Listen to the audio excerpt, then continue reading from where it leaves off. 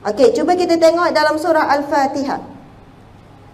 Sebab kadang-kadang kita tak perasan sebenarnya ayat Al-Quran, kalau kita buka satu muka surat daripada atas sampai ke bawah, boleh keluar berpuluh-puluh, bahkan mungkin lebih, berpuluh-puluh lah biasanya Asmaul Husna. Cuba kita tengok dalam surah Al-Fatihah ada berapa Asma'ullah. Okey, Bismillah, Allah yang pertama. Allah Ar-Rahman Ar-Rahim, 3. Allah ya Hamid, Allah yang Maha Terpuji, 4. Rabbil Alamin, Tuhan pentadbir sekalian alam, boleh termasuk dalam maksud Allah ya Barik, Allah yang Maha mentadbir. Kemudian ada lagi nama Allah ya Rahman ya Rahim. Lepas tu ya Malik Yaumiddin, subhanallah. Sampai akhir, kalau kita perasan, ada lebih kurang dalam 7 ke 8 Asma'ullah dalam 4 ayat. Dan 4 ayat ini Allah mulakan surah Al-Fatihah. Kalau kita tengok tafsir Ibnu Katsir, buka bab surah Al-Fatihah memang akan menjelaskan, menafsirkan tentang Asmaul Husna. Hadis, kelebihan, apa maksud Ar-Rahman, apa maksud Ar-Rahim semua. Dan kalau kita perhatikan, 4 ayat yang pertama ini Allah menggambarkan dirinya dengan dengan nama Allah yang Maha Pemurah, Maha Penyayang. Allah menggambarkan sedang menceritakan tentang dirinya. Ba di sini kalau kita tengok tafsir ulama ada 14 maksud lebih kurang, 13 ataupun 14 maksud. Huruf ba saja. Sebab itu kalau kita belajar tafsir, ba saja sejam 2 jam mungkin. Sangat mendalam. Salah satu maksud ba bi di sini ialah iaitu dalam pengawasan Allah. Bismillah, dengan nama Allah, dengan pengawasan Allah. Sebab itu apabila seseorang itu nak minum air, bila baca Bismillah dengan kefahaman, dengan pengawasan Allah, dia tak akan mampu minum air berdiri. Dia tak akan mampu untuk makan berdiri. Tak akan mampu nak mengumpat. Kalau jumpa kawan, Bismillahirrahmanirrahim, kita buka majlis contoh kan, nak cakap pasal siapa ni?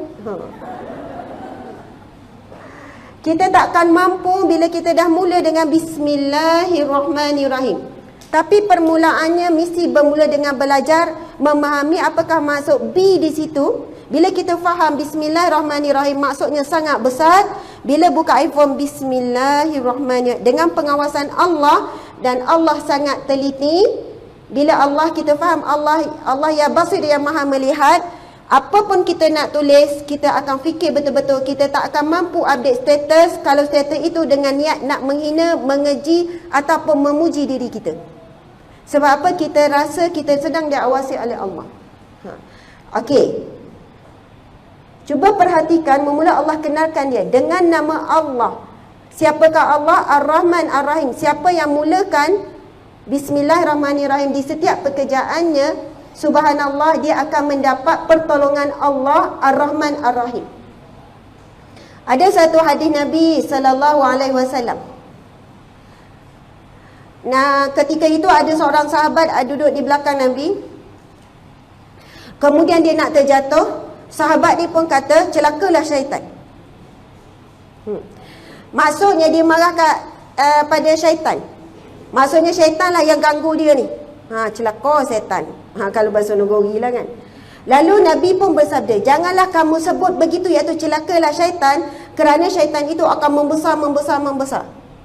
Ada dalam hadis yang lain, ini hadis yang sahih dalam tafsir Ibnu Katsir juga menceritakan tentang hadis ni. Nabi ada sebut dia akan membesar seperti sebesar rumah.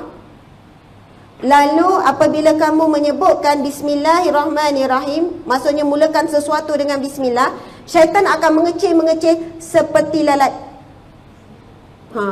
Jadi kalau kita lah kan nampak syaitan tu besar kecil ya kan, kita nak kecilkan dia, mulakan sesuatu dengan Bismillahirrahmanirrahim. Subhanallah.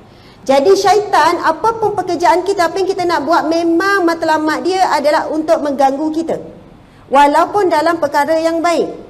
Tetapi bila kita mulakan dengan Bismillahirrahmanirrahim, kita dapat pertolongan Allah ya Rahman ya Rahim, yang Maha Pemurah, yang Maha Pengasih. Okey. Nama Allah, kemudian segala puji bagi Allah, Tuhan sekalian alam.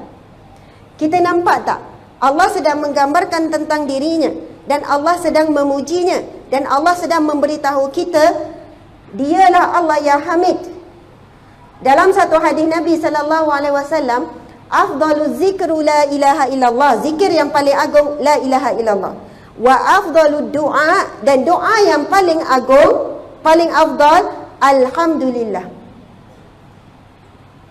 Kenapa dimulakan? Ayat yang kedua dimulakan dengan alhamdulillah. Subhanallah, setiap kali kita mengucapkan sesuatu nikmat, walau sekecil nikmat, alhamdulillah, Allah menjawab dalam ayat yang lain, la in syakartum, auzubillahi minasyaitanirrajim, la in syakartum la azidannakum. Sekiranya kamu bersyukur, alhamdulillah, syukur, la azidannakum, pasti aku akan tambah nikmat kepadamu, pasti aku akan beri keperluanmu. Allah Maha memberi keperluan, bukan kehendak kita. Kalau ikut kehendak kita, nafsu kita tak ada batas. Tapi Allah memberi apa yang kita perlu, bukan apa yang kita mahu. Dan hidup kita adalah berdasarkan apa yang kita perlu, bukan apa yang kita mahu. Jadi bila kita sebut alhamdulillah, walaupun sekecil nikmat, Allah akan tambah nikmat kita yang lain. Dan nikmat Allah itu sangatlah luas, kita sendiri tak boleh nak kira. Okey, baiklah, sekarang ada pen, ada kertas kan? Boleh tak tuliskan? Sekarang cuba tulis.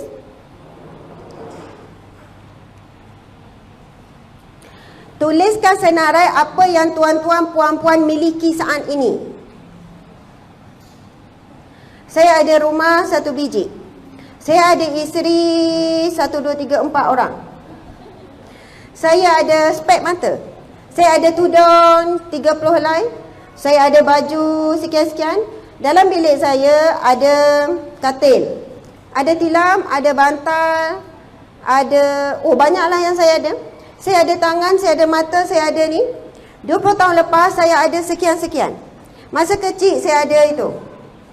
Saya nak tanya, berapa lama yang diperlukan untuk menyeraikan semua apa yang tuan-tuan puan-puan ada? Tak terkira, dan itu disebutkan oleh Allah, sekiranya kamu menghitung nikmatku, nescaya kamu tidak akan mampu menghitungnya. Subhanallah. Kalau kita nak hitung apa yang ada dalam bilik kita saja, memakan masa berapa lama? Apa yang ada di dapur, garpu ada berapa? Sudu ada berapa? Pinggan mangkuk, tapur yang tak guna-guna tu? Saya ada berapa kasut yang start daripada lahir sampai sekarang, agak-agak berapa kasut kita pakai? Banyak. Masa baby kasut mana, membesar sikit sekarang, yang hilang tak campur lagi. Subhanallah. Nak sebutnya betapa banyaknya nikmat Allah bagi. Kalaulah kita menjadi hamba Allah, kenapa hadis Nabi sebut sebaik-baik doa adalah alhamdulillah. Sebab apabila kita memuji Allah, Allah akan tambahkan rezeki kepada kita, keperluan kita. Dan Allah sambung, wala in kafartum inna azabi lasyadid. Dan sekiranya kamu kufur dengan nikmatku, azabku amat pedih. Maka jadilah kita orang yang bersyukur dengan apa yang ada. Sebab apa yang ada inilah keperluan yang Allah tetapkan untuk kita. Dan bersyukurlah dengan apa yang kita tiada. Sebab sudah tentu ia, kalaulah kita dapat, mungkin mudarat. Sebab itu Allah tak beri apa yang kita nak, Allah beri apa yang kita perlu. Okey, Alhamdulillahirrabbilalamin, Ar-Rahmanirrahim. Kemudian Allah mengenalkan dia. Dialah Allah, akulah Allah, Ar-Rahman, Ar-Rahim, yang maha pengasih, maha penyayang. Kemudian Malik Yaumiddin, yang memiliki, Malik, yang menguasai, Malik, yang maha raja, Allah yang Malik.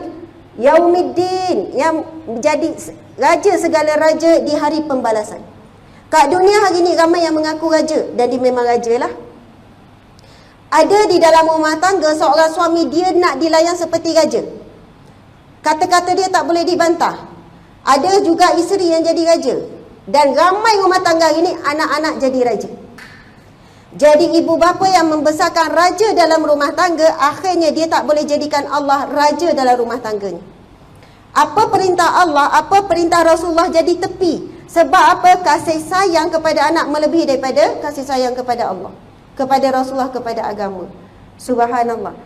Cantik sangat bila saya tengok sekilas, setelah Allah mengenalkan dia kepada kita, Allah memuji dirinya, Allah ya Hamid memuji dirinya, subhanallah, Allah maha terpuji. Ayat seterusnya adalah permintaan sampai akhir. Iyyaka na'budu, hanya kepadamu pengakuan kita, iyyaka na'budu, aku sembah, aku mengabdikan diri, dan hanya kepadamu tempat aku mohon pertolongan. Kita pun minta ihdinas siratal mustaqim, tunjukkanlah kami jalan yang lurus. Ibu-ibu, bapak-bapak, macam nak nyanyi pula, ibu-ibu, bapak-bapak. Kita ulang 17 kali sehari sekurang-kurangnya. Ini kalau bukan salat sunat ni, salat fardu. Kita minta dengan Allah, tunjukkan kami, tunjukkan aku jalan, tunjukkan kami jalan yang lurus. Akhirnya saat ini kita berada di sini. Ini adalah tanda-tanda Allah makbulkan permintaan kita. Ataupun ada ketikanya bisnes kita merudum jatuh. Itu juga cara Allah makbulkan ihdinas siratal mustaqim. Semalam saya ada program dengan kaum wanita. Masa salam-salam tu ada seorang tu menangis teresak-esak. Dia kata, Ustazah, saya kerugian berniaga lebih kurang dalam hampir sejuta lebih. Juta-juta lah perniagaan dia sampai dia muflis. Dan saya hampir bercerai dengan suami saya. Allah takdirkan masa saya down, masa saya rasa tak ada apa-apa, saya rasa loser sangat. Allah takdirkan saya dengar ceramah Ustazah. Kemudian saya beramal dengan, saya tak sempat nak tangkap sebab ramai orang duk tunggu kan. Tapi dia sempat bisik sambil peluk nangis-nangis, dia cerita, Wallahualam asma'ul husna mana. Tapi saya buat sekarang, sales saya dah naik juta balik. Dan kami suami isteri sangat bahagia. Dan suami saya menjadi seorang yang sangat dekat dengan Allah. Dia menunggu waktu solat setengah jam sebelum, sama juga anak saya. Subhanallah. Maksudnya masa dia jatuh itu, Allah yang Rafiq menaikkan dia. Dan Allah juga yang menurunkan sesiapa yang Allah nak turunkan. Allah yang Khafid yang menurunkan siapa yang Allah nak turunkan. Itu juga jawapan Allah, ihdinas siratal mustaqim. Saya kata sebenarnya saya asbab saja. Tapi sebab puan selalu baca dalam salat ihdinas siratal mustaqim, percayalah perjalanan kita buruk, sedih, kecewa, menderita, semua itu adalah jawapan Allah kepada permintaan ihdinas siratal mustaqim.